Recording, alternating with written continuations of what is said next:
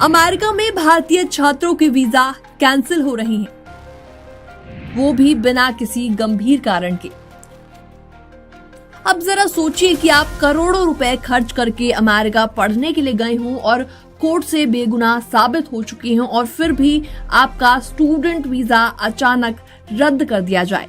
यही हो रहा है इन दिनों अमेरिका में भारतीय छात्रों के साथ। तो ऐसे में चलिए आपको पहली कहानी के बारे में बताते हैं।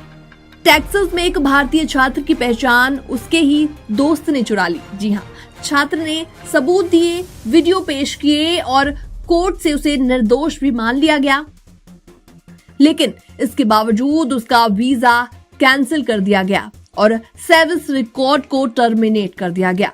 अब उसे अमेरिका मजबूरन छोड़ना पड़ेगा और सेल्फ डिपोर्टेशन का सामना करना पड़ेगा।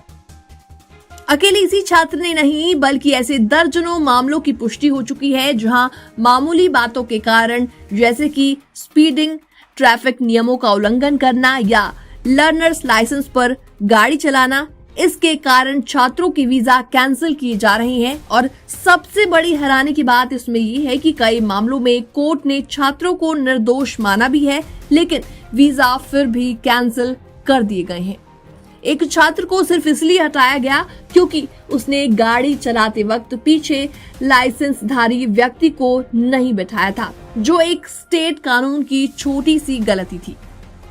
ऐसे में एआई तकनीक के जरिए भी अब स्टूडेंट्स पर पैनी नजर रखी जा रही है।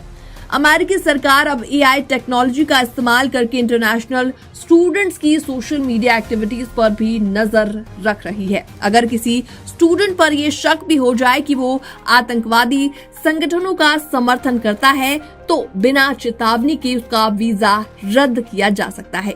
हाल ही में कई स्टूडेंट को सिर्फ इस आधार पर वीजा कैंसिलेशन की सूचना मिली क्योंकि उन्होंने प्रो पैलेस्टीनियन प्रदर्शन में हिस्सा लिया था, भले ही उन पर कोई केस ना चला हो। अब बात करते हैं सेविस सिस्टम की। सेविस यानी student and exchange visitor information system.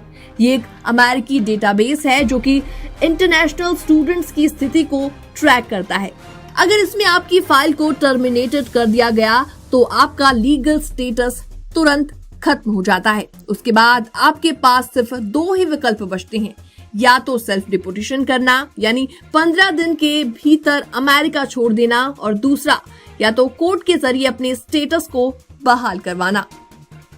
तो ऐसे में छात्रों के पास क्या क्या विकल्प हैं? टेक्सास के एक इमिग्रेशन वकील चंद पर्वतनैनी के मुताबिक सेल्फ डिपोर्टेशन आखिरी विकल्प होना चाहिए।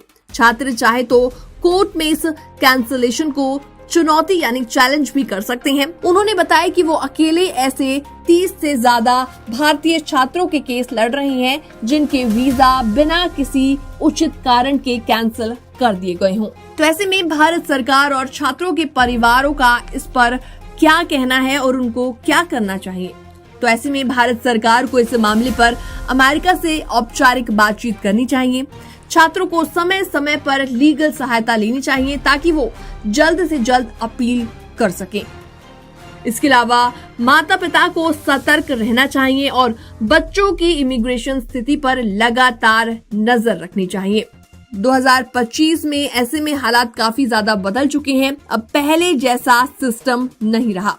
मामूली गलतियां या किसी और की वजह से आपकी पढ़ाई, करियर और आपका फ्यूचर सब कुछ दांव पर लग सकता है। तो हमारी यही सलाह रहेगी कि आप सावधान रहें, अपडेटेड रहें और वक्त पर सही कदम उठाएं। फिलहाल इस रिपोर्ट को देखने के बाद आपका कोई सवाल है तो आप कमेंट सेक्शन के माध्यम से अपना सवाल पूछ सकते हैं। बाकी वर्ल्ड से जुड़ी छोटी और बड़ी खबरें देखने के लिए बने रहिए एनबीटी इंटरनेशनल के साथ।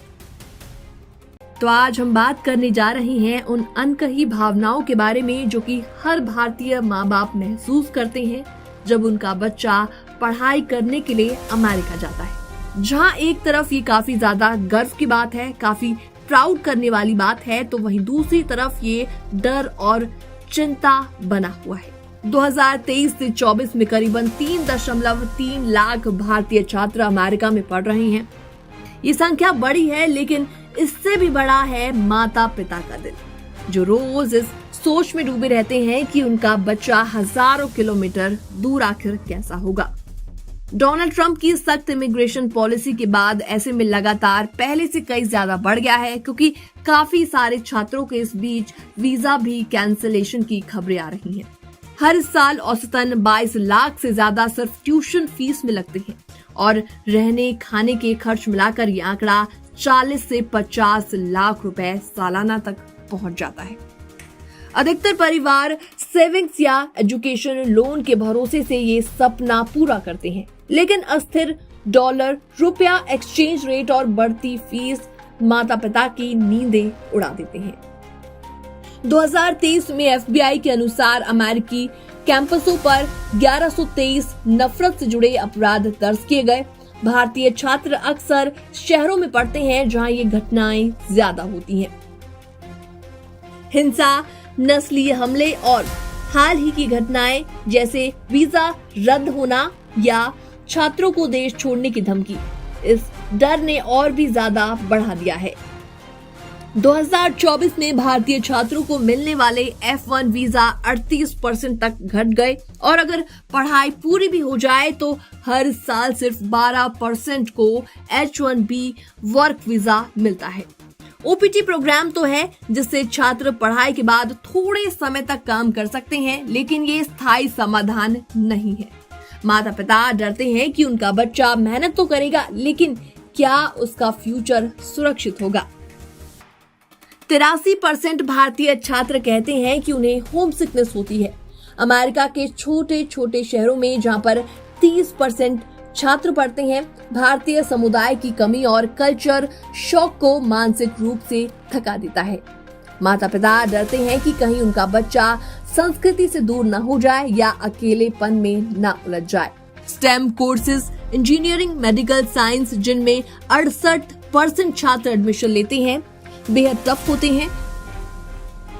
हाल ही की रिपोर्ट बताती है कि 27% इंटरनेशनल स्टूडेंट्स मानसिक तनाव झेलते हैं।